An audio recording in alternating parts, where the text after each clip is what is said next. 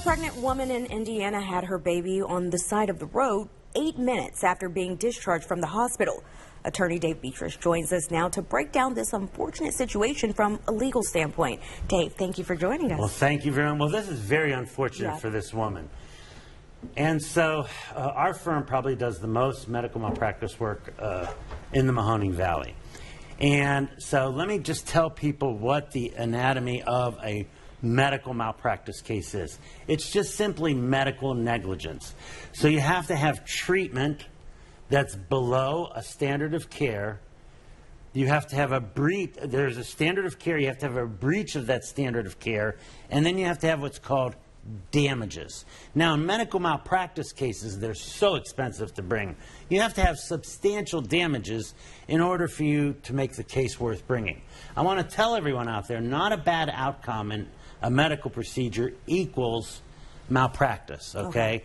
And who sets the standard for doctors? It's not lawyers, other doctors. So someone comes in and they think that a doctor made a mistake on them. We collect the records and we send it to another doctor in that field, and many times they come back and says he did not breach a standard of care, or this is a known complicated risk. I tried a surgery in a bilateral salpingo oophorectomy. Are you impressed that I know what that means? Yeah, I don't know what that means. That's a hysterectomy. Okay. That was a lot. And they nicked her ureter on the way out, which is a known risk because those surgical instruments are very sharp. And my complaint was that before they sewed her up, they should have checked that. They didn't. The jury didn't agree with me, and I lost that case.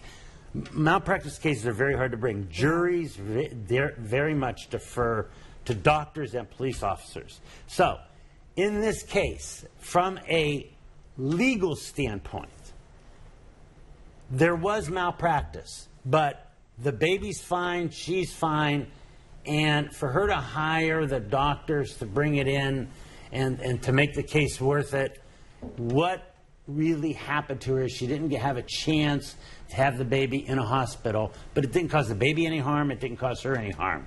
And so medical malpractice cases are like hockey. No blood, no foul. In other words, you have to be harmed, and not just a little harmed, substantially harmed for the case to be worth being brought. And people, say, why is this good? Because you want doctors to, when they're operating on you, to pay attention to what they're doing. They're very busy, okay?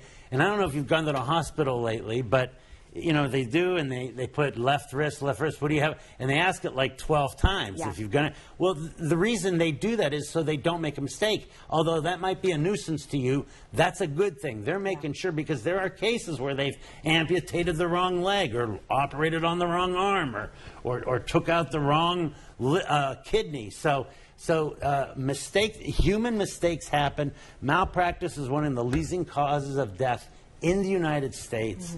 But not every bad outcome from procedure is malpractice. Infections are, you could be in the most sterile place there is.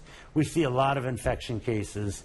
You can get an infection from surgery no matter how sterile it is. Oh, there you have it. Thank you so much, Dave. And then I brought the landmark. Look at that apple fritter and that beautiful, beautiful. Rafe from the landmark. Look at that. Oh my gosh. Thank you so much. Some of the donuts Dave. are gone. Yeah, we work fast here. Yeah. I see that.